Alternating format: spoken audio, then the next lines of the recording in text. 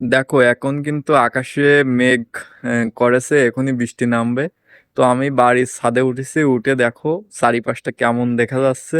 তো তোমাদের দেখাচ্ছি, দেখ ছাদ থেকে চারিপাশটা দেখো। এই যে দেখো এখানে কত বাড়িঘর আছে। সবগুলো বাড়িঘর কিন্তু একদম কাছাকাছি। আমি বাংলাদেশের ছোট্ট একটা গ্রামে বসবাস করি। আর এই গ্রামের বাড়িগুলো কিন্তু সাধারণত এরকম হয়। দেখো ওখানে গরু আছে, আর এই ঘরগুলো দেখো কত মানে আটো আটো। আর কিন্তু এই দেখো আমার গায়ে কিন্তু বৃষ্টি পড়ছে গায়েস। তো আমরা এখন ছাদ থেকে নেমে যাব।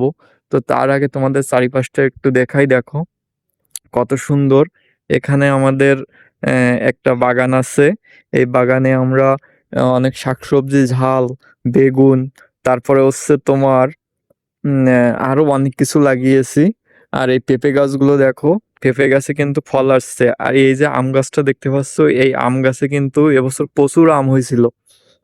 আর এটা দেখো, এটা হচ্ছে আমলকি গাছ। যে গোয়াল ঘরটা আছে ওটা দেখাই। আর গাছ এইখানে কিন্তু বিকালবেলায় আমি বসি, তো দেখো বৃষ্টিতে কিন্তু শ্যাদলা পড়ে গেছে আর কি। চলো, এটা হচ্ছে আমার গোলঘর। এখানে আমাদের দুটা গরু আছে, এইটা আর ওইটা। এটা আমাদের বাথরুম। আর দেখো এদিক থেকে আমাদের রাস্তা, আর ওই সাইডে হচ্ছে মেন রোড। ঠিক কিন্তু বৃষ্টি পড়ছে, আর আমি তোমাদের সুন্দর একটা জিনিস দেখাচ্ছি। আমি একটা টবে কিছু ফুল গাছ লাগিয়েছি, আর ফুলগুলো কিন্তু দারুণ, সকালবেলায় ফোটে।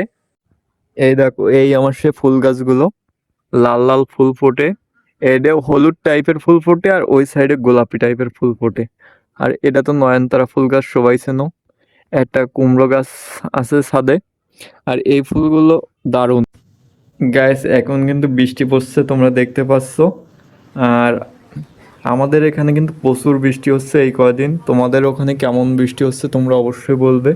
আমাদের এখানে শ্রাবণ মাস শুরু হয়েছে, আর বৃষ্টি কিন্তু একবারে থামাথামির কোনো সিন নেই। একটা না, পুরো সারাদিন বৃষ্টি, সারাদিন রাত।